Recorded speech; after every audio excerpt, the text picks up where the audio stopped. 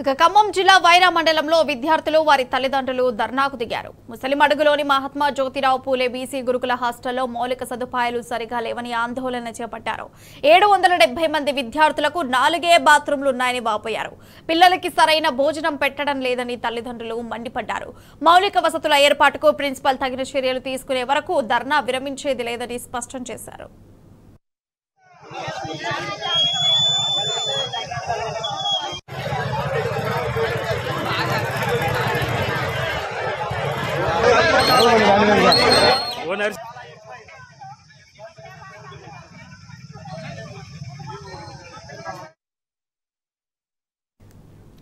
ఇక విద్యార్థుల ధర్నాకు సంబంధించి పూర్తి సమాచారం మా ప్రతినిధి సాంబా అందిస్తారు.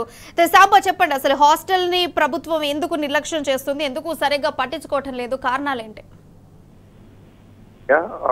ఈ మధ్య కాలంలో వరుసగా హాస్టల్స్ లో జరుగుతున్నటువంటి అమానవీయమైన ఘటనలు మనం చూస్తా ఉన్నాం.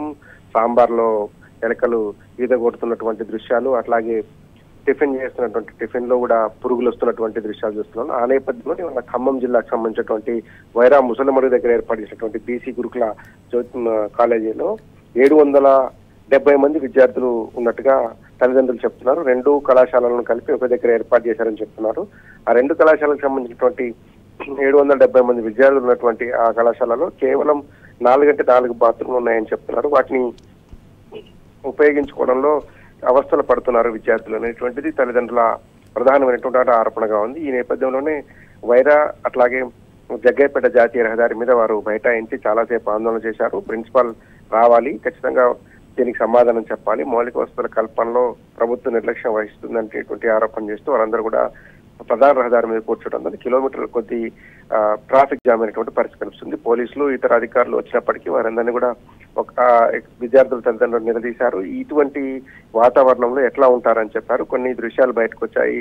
అపరిశుభ్రమైనటువంటి వాతావరణం, భోజనం కూడా సరిగా పెట్టడం లేదనేటువంటిది కూడా తర్వాత వెలుగులోకి వచ్చిన అంశం. ఆ దృశ్యాలు కూడా బయటకు వచ్చినటువంటి పరిస్థితి ఉంది. అక్కడ అపరిశుభ్రంగా ఉన్నాయి, సరైన భోజన వసతి లేదు, లెక్కకు మించి విద్యార్థులు ఉన్నారు. వారందరినీ అకామిడేట్ చేసేందుకు సరైన బాత్రూమ్లు కావచ్చు, ఇతర వసతులు లేవనేటువంటిది తల్లిదండ్రుల ఆరోపణ. తమ పిల్లలను ఉన్నతమైన చదువులు చదివించుకోవడం కోసం గత ప్రభుత్వం ఏర్పాటు చేసినటువంటి గురుకుల పాఠశాలను మెయింటైన్ చేయడంలో కొత్తగా వచ్చినటువంటి సర్కార్ ఫెయిల్ అయినట్టుగా కనపడుతోంది. చాలా చోట్ల కూడా ఇలాంటి పరిస్థితులు ఉత్పన్నమవుతున్నాయి. చాలా చోట్ల విద్యార్థులు తీవ్ర ఇబ్బందులు పడుతున్నారు. సరైన మౌలిక వసతులు లేకపోవడం, తాగేందుకు మనుషులు కూడా సరిగా లేని పరిస్థితులు ఉన్నాయి. కొన్ని చోట్ల భోజనాలు పద్ధతిగా లేనటువంటి పరిస్థితి ఉంది. అరకొర వసతులతోనే విద్యార్థులు ముందుకు పోతున్నారు. చదువుకోవాలంటే ఒక లక్ష్యంతో ముందుకు పోతున్న పరిస్థితి వస్తుంది. ఈ నేపథ్యంలోనే ఇవాళ వైరా ముసలిమడుగు సమీపంలో ఉన్నటువంటి పాఠశాల ఏదైతే గురుకుల కళాశాల ఉందో అందులో కూడా ఇలాంటి పరిస్థితులే ఉత్పన్నం కావడంతో తల్లిదండ్రులు పెద్ద ఎత్తున ఆందోళన చేపట్టిన పరిస్థితి కనపడుతుంది. ఖచ్చితంగా తమ పిల్లలకు సరైన మౌలిక వసతులు కల్పించాలి, మంచి భోజనం అందుబాటులోకి తీసుకురావాలని చెప్తున్నారు. హాస్టల్స్ సంబంధించినటువంటి మెయింటెనెన్స్ చాలా దుర్భరంగా ఉందనేటువంటిది ప్రధానమైనటువంటి ఆరోపణ. ఈ నేపథ్యంలోనే అక్కడికి వచ్చినటువంటి అధికారులందరికీ కూడా తమ గోడును వెలుబుచ్చుకున్నారు. హాస్టల్ పరిసరాలకు తీసుకెళ్లి చూపించి వీటిని మెరుగుపరచాలని కూడా చెప్పినటువంటి పరిస్థితి ఉంది. దీంతో ఉన్నతాధికారులు చెప్పారు. ప్రస్తుతానికైతే సద్దుమణిగింది వివాదం. కానీ ఆ చిన్న ప్రాంగణంలో 770 మంది ఎట్లా ఉంటారు, 2 కళాశాలను ఏర్పాటు చేసినప్పుడు సరైనటువంటి మౌలిక వసతులు ఉండాలి కదా అనేటువంటిది ప్రశ్న. దీనికి ఈ ఉన్నతాధికారులు ఏం చేస్తారు, రాబోయే రోజులు ఎలాంటి చర్యలు తీసుకుంటారు, ఆ విద్యార్థులకు సరిపడా భోజన వసతులు కావచ్చు, మౌలిక వసతులు కావచ్చు, లేకపోతే బాత్రూమ్స్ ఇతర ఏర్పాట్లు చేసే అంశంలో ఎట్లా దృష్టి పెడతారని ఇప్పుడు తేలాల్సిన అంశం.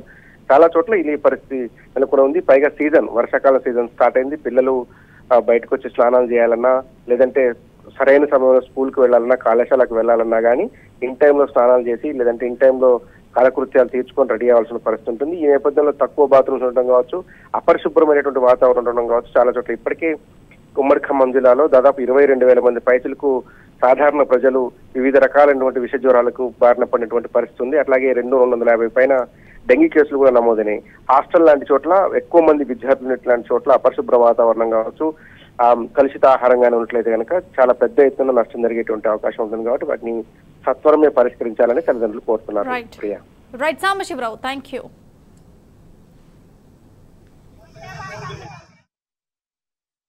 సీట్ వచ్చింది. వైరాలో సీట్ వస్తే ఇక్కడ రెబ్బవరం హాస్టల్లో వేశారు. ఇక్కడ హాస్టల్లో ఒకే హాస్టల్ కాదంట, ముసలమడుగు వైరా 2 హాస్టల్ ఉన్నాయి. 2 హాస్టల్ కలిసి 800 మంది పిల్లగాళ్ళు ఉన్నారు. ఈ 800 మంది పిల్లగాళ్ళకి ఈ చిన్న పిల్లగాళ్ళని ఫస్ట్ థర్డ్ ఫ్లోర్ లో వేశారు. ఈ కింద ఉంచారు. సరైన బాత్రూమ్ లేవు, వాటర్ ప్రాబ్లం ఉంది, చాలా ఇబ్బంది జరుగుతుంది.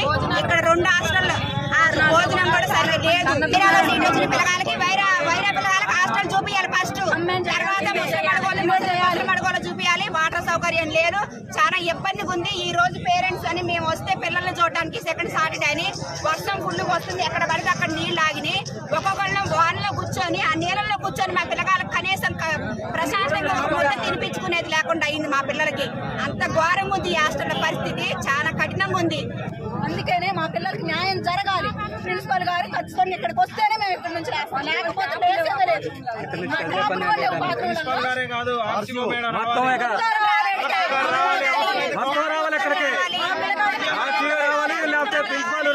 న్యాయం జరగాలి మా పిల్లగాళ్ళకి.